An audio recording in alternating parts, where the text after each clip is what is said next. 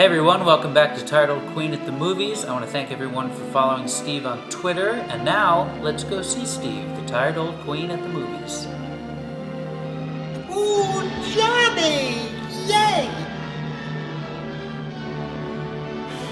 Tired old queen at the movies.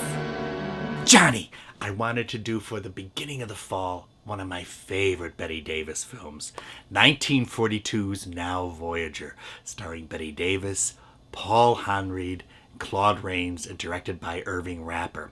Now, there was a popular novelist in the 40s named Olive Higgins Prouty, and she wrote this whole series of books about this family called the Vales, and it started with Stella Dallas, which was a very famous movie, and it was made in the 30s with Barbara Stanwyck, big role for her. Then it did White Fawn, Lisa Vale, and then it came to this one, Now Voyager, and it ended with one called Home Port, which she wrote in the 40s, in the late 40s.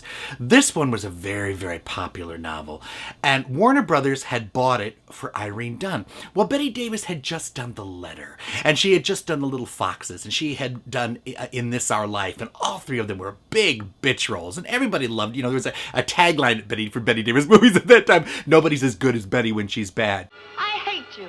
I hate everything about you. You and your righteous heirs. Why don't you go back to Roy where you belong? She's just fool enough to have you. Which was kind of true, But she said, I've got to do a sympathetic role. I haven't done one since Dark Victory and All This in Heaven too, and I need to do a sympathetic part. So she went to the front office and she said, I heard you bought Now Voyager for Irene Dunne. No, you didn't. You're giving it to me. All I have to do is lift my little finger, and that's why you're tormenting me. One of the assistant directors that she had worked with was a guy named Irving Rapper. And she decided to let him have a crack at directing a film, but mainly because she knew she could manipulate him. And she put this poor man through absolute hell.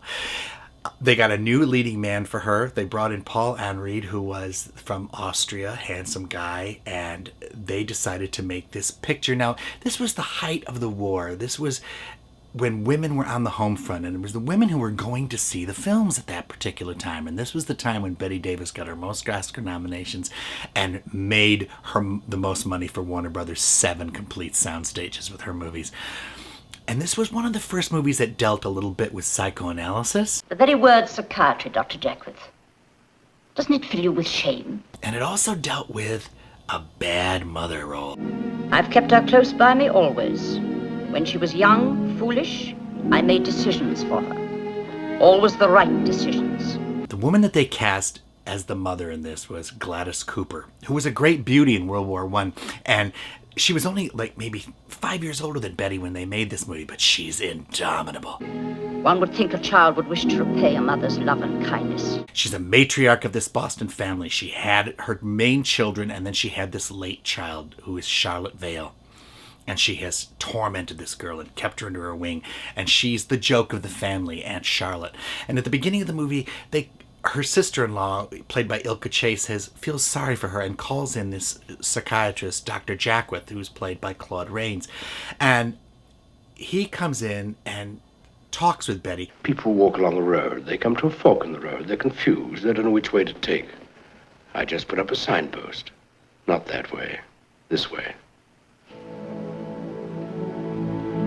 I can still remember growing up in upstate New York, when women hit a certain age, like 50, they all wore these black old maid shoes. And this is what Betty wears. And she wears this dress and she's frumpy and overweight. She has these eyebrows that look like a centipede has crawled across her forehead. She's just got these huge bushy eyebrows. And these glasses, this is the time when she was still talking with lots of T's, Aunt Charlotte, every family has one. And she's having a nervous breakdown. What's this? A hangover, I believe it is. And Charlotte's got the shakes. Go on, torture me. Go on, torture me. You like making fun of me, don't you? You think it's fun making fun of me, don't you? And he sees right away that her mother has just beaten her into the ground. So he takes her away to Cascade, which is his resort. Cascade is just a place in the country. People come to it when they're tired. You go to the seashore. They come there. Of course, it's a hospital. Probably one of those places with a high wire fence and yowling inmates. And the next time you see her, she is on a cruise, and her sister has set up a cruise for her. into South America on a ship. And you see this incredible set of legs in these 1940s spectator pumps coming down this plank, and the camera goes up, and it's Betty, and she's never been more beautiful. Ori Kelly designed this really chic wardrobe for her. They pulled her hair up, and it gave her a lovely neck and a lovely cut. She's absolutely gorgeous. She still is timid and afraid inside, but she's this spectacular beauty on the outside. It was one of the few roles where Betty actually felt like she was beautiful, and you could see it. And she meets this married man who is also on a cruise, and he's in a bad marriage. He has 2 children. He has a really invalid, nagging wife. And they sort of become simpatico together, and he falls madly in love with her. I know it's an inconvenience. If it's too much, just say so. And they do this very famous thing where he lights 2 cigarettes and takes one out and gives one to her and puts it in his mouth. It was one of the most famous bits.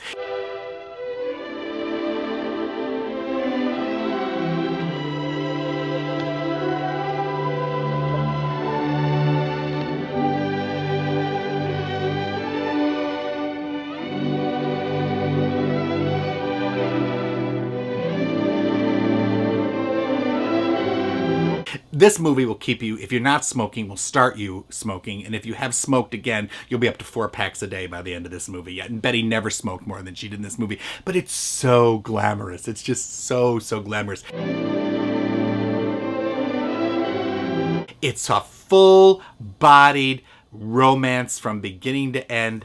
It's Hollywood glamour at its best. Bette Davis, Paul Henried, Claude Rains in one of the great romances of the 40s, now Voyager. Let's all go to the lobby. Mia Farrow says, "Do you think he'll forgive me?" "Undoubtedly, it's been my experience that men are least attracted to women who treat them well." Ready?